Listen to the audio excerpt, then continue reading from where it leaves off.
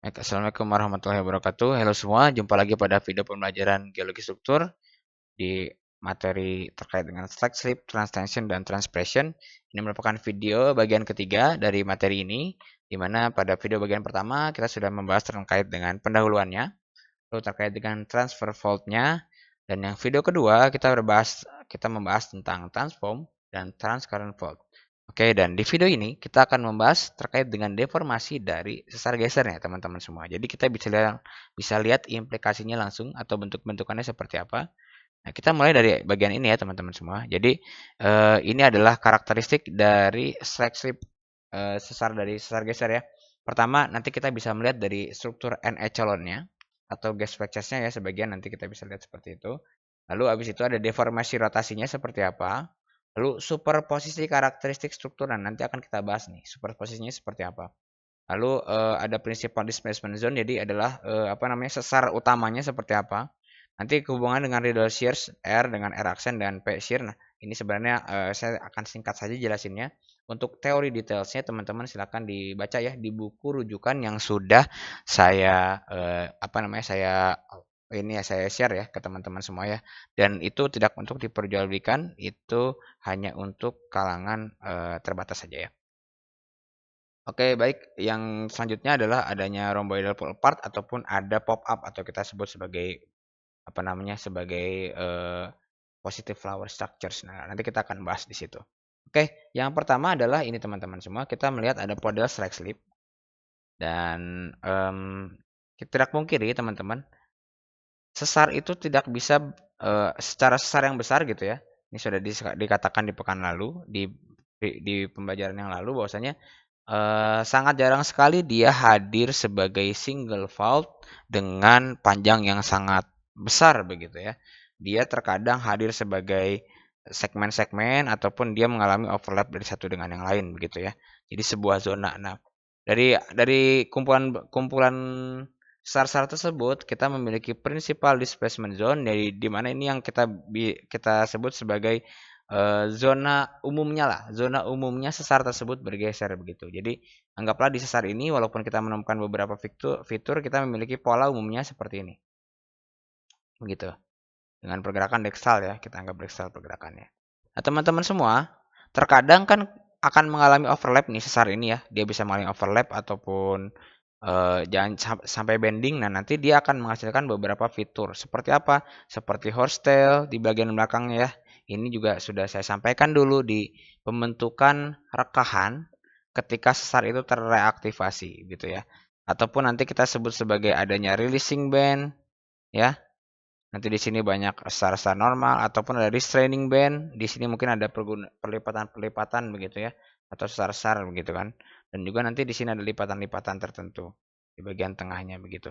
Nah, ini semua adalah kata kunci atau bukan bisa kita katakan struktur penyerta ketika kita berbicara terkait dengan deformasi dari sesar geser begitu ya, teman-teman ya.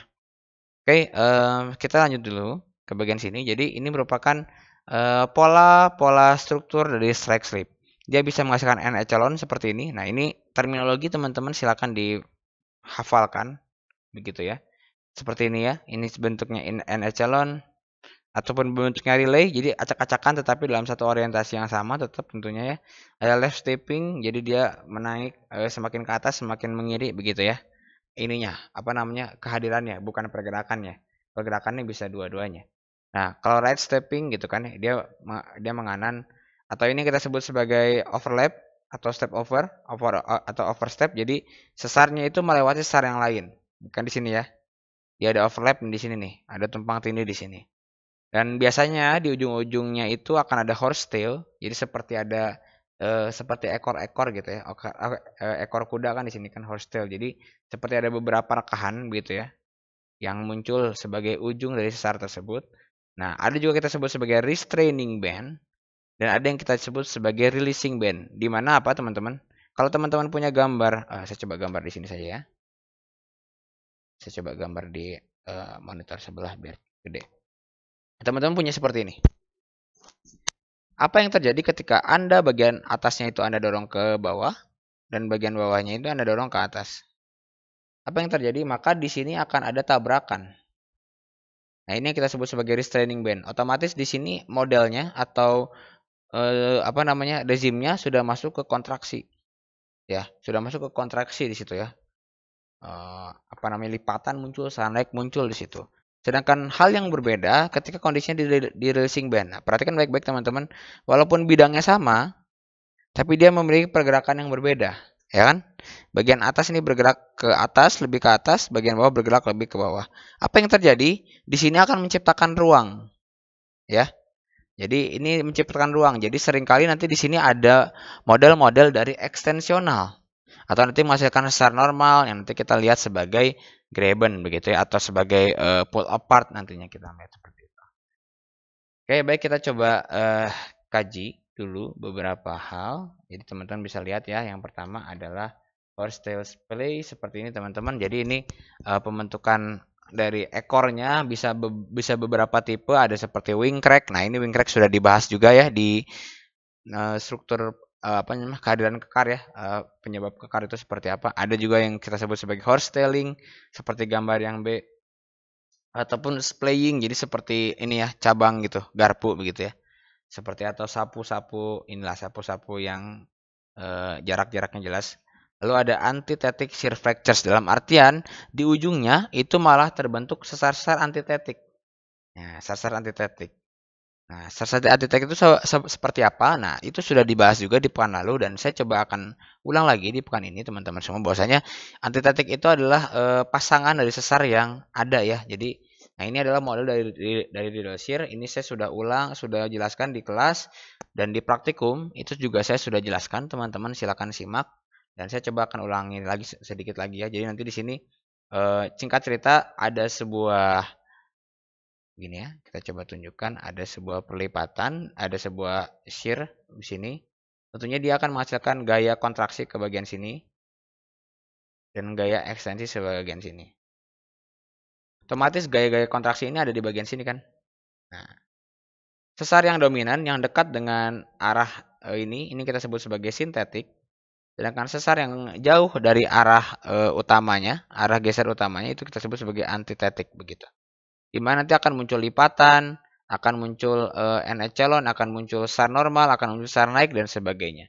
Nah, ini adalah hubungan-hubungan antara struktur-struktur yang ada. Nah, teman-teman juga bisa lihat di bagian kanan ini merupakan konsep dari Riddle shear.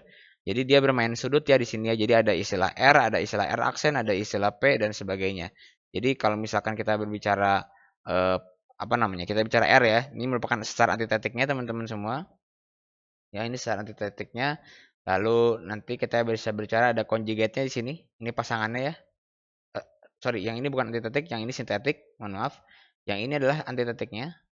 Dan yang ini adalah orde keduanya, ya, secondary sintetiknya. Orde kedua dari bagian yang sini. Nah, bagaimana cara menentukan orde-orde nanti itu ada di praktikum ya.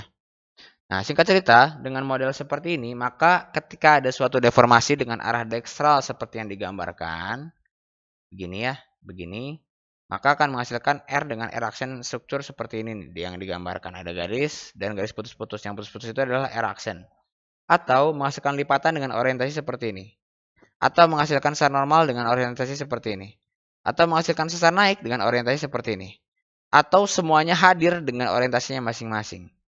Nah, ini kita bisa menceritakan sebuah sistem strike slip atau transcurrent strike slip. Kita bilang strike slip yang cukup besar begitu. Nah, teman-teman semua, strike slip ini sangat menarik ya karena dia bisa menghasilkan beberapa fitur. Nah, teman-teman perlu diperhatikan ya, ada beberapa fitur. Nah, ini yang bisa teman-teman lihat.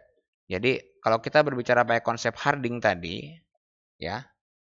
Nah, teman-teman ketika kita berbicara sesar atau strike slip ya, kita bisa menghasilkan seperti ini. Ada fault termination, ini mungkin kondisinya pada kondisi sesar transform ya. Ataupun overlap. Nah, overlap seperti ini nih. Hasilnya adalah ketika kita bicara overlap, maka dia akan menghasilkan cenderung adanya restraining maupun adanya releasing di situ ya. Nah, nanti juga di sini akan berkembang menjadi yang kita sebut sebagai transpiration dan transtension. Di mana transtension itu merupakan adanya tarikan atau adanya rezim tarikan. Nanti kita bicara ekstensional juga sebenarnya nantinya. Pada pada bagian atau pada zona sesar, sedangkan transpression adalah yang kebalikannya. Singkat cerita, ketika kita berbicara restraining, jadi yang tadi semakin menekan ya, seperti gambar B yang kiri nih, dia akan menghasilkan apa di bagian tengah ini?